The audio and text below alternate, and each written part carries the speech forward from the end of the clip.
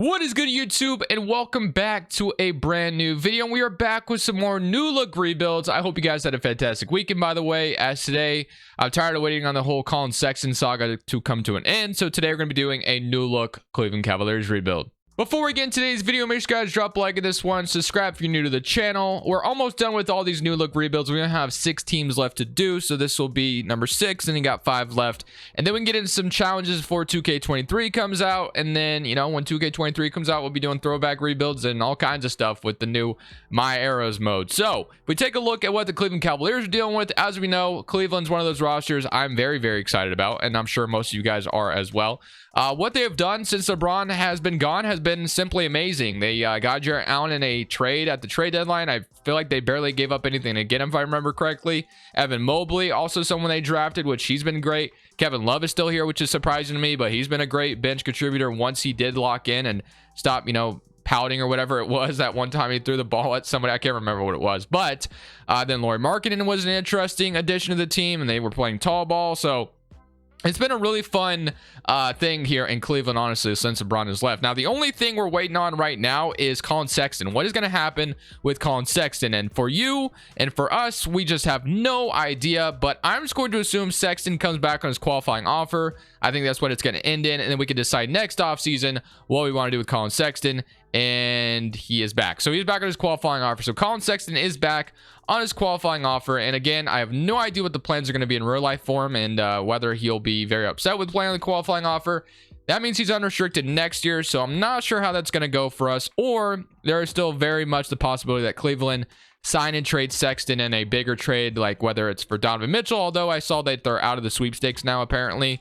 And then there's been kind of the rumors about Dallas interested in Colin Sexton. So literally a lot of things could happen with Sexton, but for this video, we're assuming he is back with the team. So right now, as a starting 5, they want to currently start Garland, Okoro, Osman, Mobley, Allen, Sexton, Love, Markkanen, Caris LeVert. But as we know, this is not the rotation I want to roll with. So I'm not sure why it's like that. I'm assuming, yeah, because our system's like defense. So I'm going to move this to a balanced system. That way we're not running a defensive system, and we have the guys out there we want. This is a weird angle on the court real quick, but you know what? That's okay. Okay, 2K, we'll use it. So now that we got that changed, that should change the rotation a little bit. So you got Sexton back out there, and you have Lauri Markkanen. So again, I don't know what's totally happened with Colin Sexton, but I assume he would start, or you still have Sexton come off the bench and you start LeVert. Either way, I don't think it's too bad, but I know how good Sexton can be here in 2K, so I'm probably just going to start him, honestly. So Garland, Sexton, Markkanen, Mobley, Jarrett Allen, Kevin Love, LeVert, Okoro, and Ricky Rubio. So I like that rotation a lot. I honestly think I'm just going to simulate this full season because I think Cleveland has a good roster as is, unless we can be a 4-star 7 seconds, but we cannot. So I'm just going to run it this year the way it is. Shot tendencies, we got Garland, who is a 75, but he always seems to just progress like crazy, so I don't even know if I should mess with it.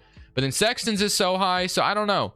I think I'm going to move Sexton's down maybe to like an 82-ish, and then I'm going to move Garland to like an 86-ish, something like that. And then you got Kevin Love at a 64, Markkanen at a 64, and then we could probably leave the rest as is. So I'll probably leave it like that. We're going to simulate this season. Probably not going to stop the trade deadline unless if there's an extension I need to think about, which we have with Kevin Love, who's already wanting to resign, which honestly, I think I do want to keep Kevin Love as my backup power forward. I mean, he's been here. Might as well just keep him around, right? He's got an expiring contract. So, and then Sexton, of course, is somebody we have to look at, and LeVert, also someone we need to look at the extension deadline potentially. So let's simulate this season. Let's see how we do, and hopefully we're a good team in the East. We very well should be. So at the extension deadline, Caris LeVert simply asking for $6 million over 3 years. This would keep my bench intact at a very, very cheap price. I'm going to go ahead and make this extension happen right now.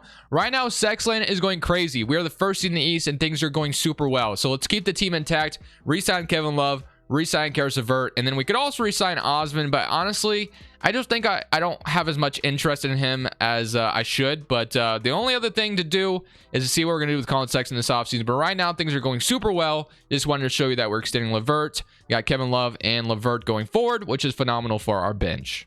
So at the end of the season, Luka Doncic wins MVP. Chet is your Rookie of the Year. K-Love is your 6th man. So we re-signed this guy at the beginning of the season. He ends up getting the 6th man of the year award. That is what I call a bargain deal. 40% from 3 as well for a backup power forward is not too bad. 8 points or 8 rebounds, 14 points, 13.5 if you want to be correct. And defensive player goes to Giannis, James Wiseman most improved, and Nate McMillan coach of the year. So overall, I have to feel really good about how the season went. So we lost the first seed at the very end, so we end up as the second seed. I would assume we have some Cavalier representing, but no. I think Garland can eventually get on an All-NBA team. He ends up doing that well usually, so wouldn't be surprised if that does end up happening. And Abaji, did I not have even... I don't think Abaji was even getting minutes this year. I totally forgot about him as well. Where's he at? He's a 75 overall, so eventually he might crack the rotation. I feel like this year he definitely could. I probably should have played him a little bit. I feel bad now, but it's all good. He's a 75 right now, just a redshirt year for him, I guess. I don't know. But regardless, we are the second seed in the East. So, I mean, this is just like really nice after being in the play-in tournament. 26 from Garland, and then you had 8.5 assists, 20 points from Sexton, 15 and 12 from Jarrett Allen, 14 from LeVert off the bench, 14 from Markkanen as a starting 3, and then 13.5 from Kevin Love, 13.5 from Evan Mobley. So overall, very good team, very good defensive unit, or very good unit in general. I don't know about defensive unit, but we were a good team. So we get Indiana in round 1, who need to trade Miles Turner and Buddy Hield to the Lakers, but I guess they don't need to, but it would be an interesting trade to see happen in real life. But regardless, somebody come around against the Pacers. We lose game 1, but we win the rest. So now we get the Celtics, who just went to the finals. So this literally should be the ultimate test here to see how ready we are, at least here in 2K. We do win game 1, 30 from Kevin Love. Kevin Love has been amazing off the bench for us. They win game 2. They win game 3. We win game 4, though. We win by 1. Game 5 goes to them. Game 6 goes to them. So we get eliminated in the second round, which I'm okay with. Honestly, I think this was a good year for us in general. The Denver Nuggets go on to win the championship, but the expectations are only going to get higher now. This year, we didn't have as high expectations like we just did, or how we did. But going forward, the expectations are going to be super high after going to the second round and pushing the Celtics to 6. So we got some work to do. Got some catching up to do. The Wizards get number 1, Jazz number 2, and Thunder number 3. Almost got a Wembanyama Holmgren front court, but that is going to be probably Wembanyama and Porzingis, it looks like. And then you got JB. I'm not going to change any of that. I'm going to go ahead and hire Nate Reynolds, and I'm going to hire whatever I can find out here. And then as far as maybe making another trade, honestly, kind of looking at the idea of just putting this team over the top right now to go win a championship year number 2, because we are there. We are ready. On draft night, we have the 25th overall pick in second round, so we don't even have a draft pick apparently. And then we have some salary here, but I don't think I'll be making any trades right now on draft night, so let's just go straight to player options. Actually, I kind of regret not going to rookie signing, but they declined Khalifa Diop and everyone else, so that is my bad, because that could have been more trade value. That is an L on my part. I'm going to accept Osman. I'm going to accept Lamar Stevens. I'm going to accept Isaiah Mobley. I'm going to accept all of them, and the qualifying offers, we have none. And of course, as we know, free agency, it's going to be super important with Colin Sexton sitting here. So the man just had a 20-point per game season, 43% from 3. So I definitely think it makes sense to keep him around as our shooting guard. The only problem with that is, if you kind of think about it, Sexton and Garland are kind of a short backcourt. So, you know, it is interesting to see if we should go forward with them or if we should try to change it up. So if I'm going to change it up, there's going to have to be something really good out there that makes sense for me to go with. I kind of like my bench as it is. Ricky Rubio is probably going to go down overall, but I like Love and I like LeVert. Kevin Love might go down a little bit. I guess if I was going to change anything, it'd be my starting shooting guard or small forward spot. And I would have to really look around the league and see if there's anything that makes sense to just push this team in the right direction. If there's nothing out there that's like really intriguing at all, then we'd probably just roll with Sexton and call it good. So the idea of this is kind of out of left field, I'm not going to lie to you, but what if we could bring in Jordan Poole to Cleveland to put him next to Garland in the backcourt? Now, like I said, the possibility of this just seems very, very slim, but it's not like I'm going to offer them like a stupid trade package or anything, but like just thinking about this, I don't know how this would happen, and it doesn't seem that realistic, but at the same time, I kind of want to do this because it's just kind of changing it up. Somebody I don't trade for that often at all is Jordan Poole. I don't get him that often, so I feel like this could change it up a little bit. So right now I have Isaac Okoro, LeVert for Poole in this trade. So this would be kind of a sign and trade with the Warriors wanting to, I don't even know why they would do this, like I said, just to kind of make it cheaper on them. I don't know. So we could throw a Abaji in the trade potentially if we wanted to just get rid of him immediately, but I don't know. What do we want to do? So I feel like I could throw a Abaji in the rotation this year. So I'm going to just try to offer as many picks as possible. We keep Abaji, and then this is the trade package we send over to the Warriors for Jordan Poole. 3 first-round picks, and they agree, which means we are no longer in on Colin Sexton. So Colin Sexton is gone. So now your brand new rotation is Jordan Poole and Garland in the backcourt together. Jordan Poole is just taller than Sexton, so your backcourt is not as small anymore. So that's just kind of why we did it. And then Rubio and Agbaji be backing up Poole and Garland, and then you got Osman Markkanen, you have Evan Mobley, Kevin Love, and then you have Jarrett Allen. So that is kind of the idea we're rolling with. So we're still playing tall ball.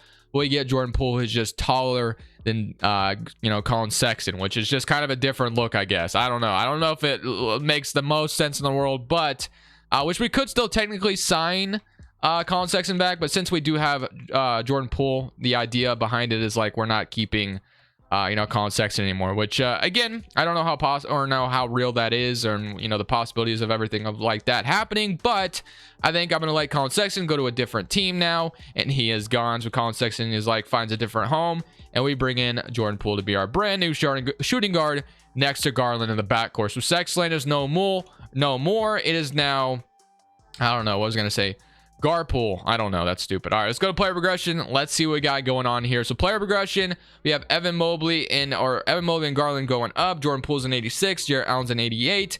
Mark an 81. Kevin Love, and then Rubio went down. And then Agbaji is not moving at all, which I'm kind of disappointed in, which almost makes me wish I kind of put him in the trade. Is he really not going to go up? And overall, I was really depending on him developing, but he did not. So that's unfortunate. Okay, so Jordan Poole is our brand new shooting guard in Cleveland. No more Sexton, and our backup shooting guard in Agbaji did not move up, which sucks because I was kind of banking on that being a thing, but instead it's not. So brand new rotations, looking good. I like it a lot.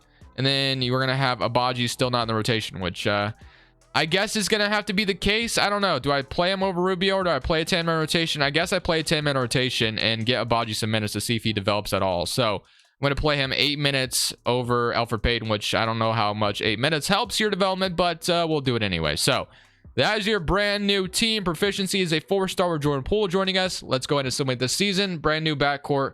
Let's see how we do. So Luka wins MVP, Wembanyama Rookie of the Year in Utah. So it looks like Wizards passed on Wembanyama and drafted Scooter Henderson, I assume, instead. Kevin Love wins 6-man again, so glad we did not trade him away. He's been great. Anthony Davis defensive player. LaMelo wins most improved, and then Nate McMillan is your coach of the year. So once again, we are a top team in the Eastern Conference. Garland does make all NBA second team, which is a W, and then all NBA third team, all defensive first team, and all defensive second team. So we ended up being the 3rd seed in the East this year. We get Charlotte in round 1.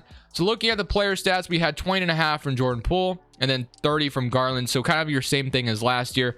Again, I think Jordan Poole just offered us a little bit more size than what Sexton had. That's kind of the only reason we even did that trade. Kevin Love shooting 45% from 3 on 6 attempts is literally insane. And then Mobley 13 and Jarrett Allen with 13.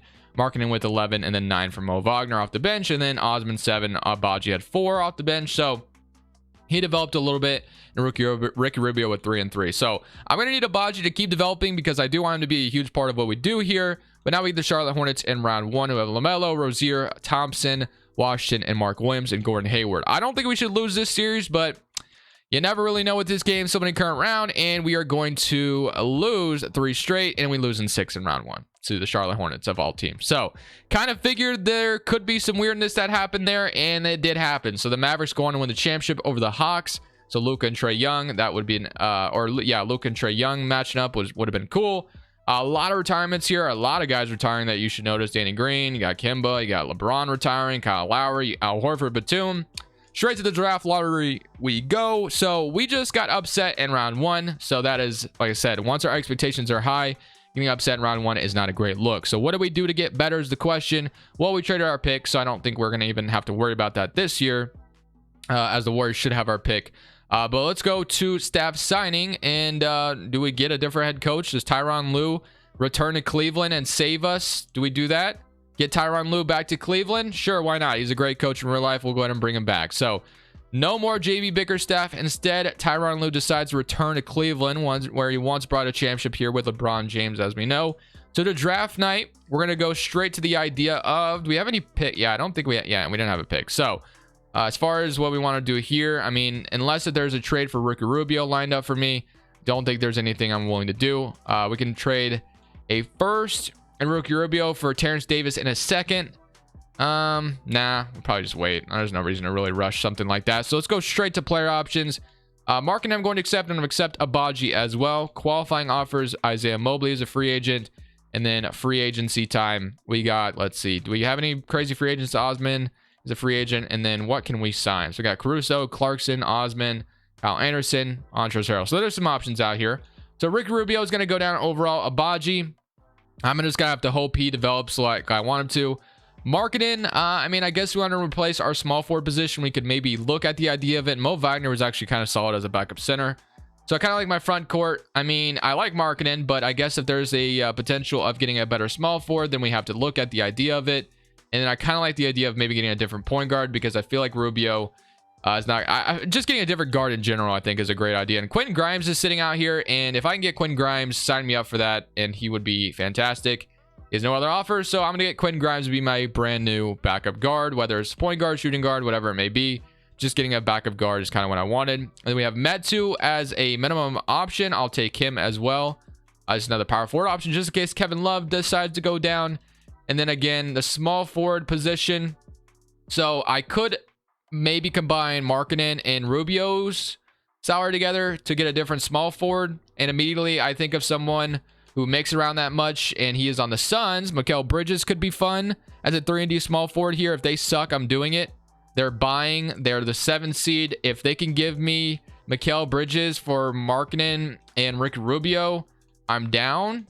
I'll give you my only other first I have, or second, and maybe like my 2025 first. They want Kevin Love. They'll give me Cameron Johnson. You know, it does suck to trade Kevin Love away. He's been phenomenal, but at the same time, Cameron Johnson's going to do basically what Kevin Love can do, and he's much younger. So sign me up for this. We're going to get our brand new 3-and-D small forward and Mikal Bridges. So that is a different look here in Cleveland. So now you have Garland. We've gotten a lot younger as well for after that trade. So I'm going to move. Can I move Grimes point guard? I can. So Grimes is going to be the backup guard.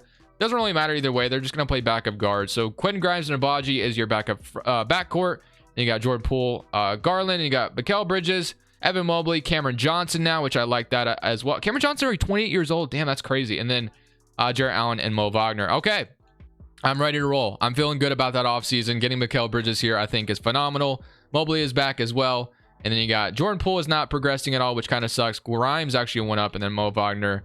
Abaji still not developing as much as I would want him to, but it's all good. So we're going to go into next season with the hopes of being good again, but this time not getting eliminated in round 1. So at the end of the season, Tyronn Lue wins Coach of the Year. So hopefully this is our year, as Garland also gets All-NBA first team on top of that.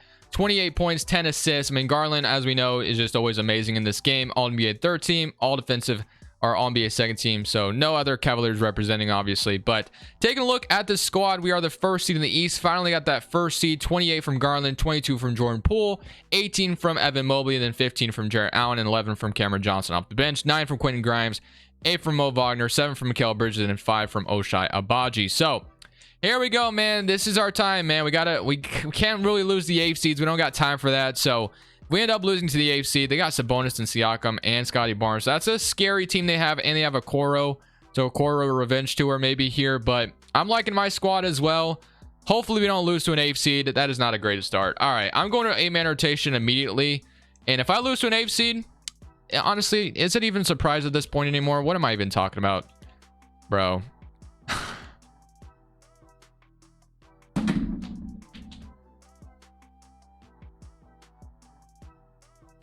Thank you guys so much for watching. Make sure you click here to watch another video that I know you'll love.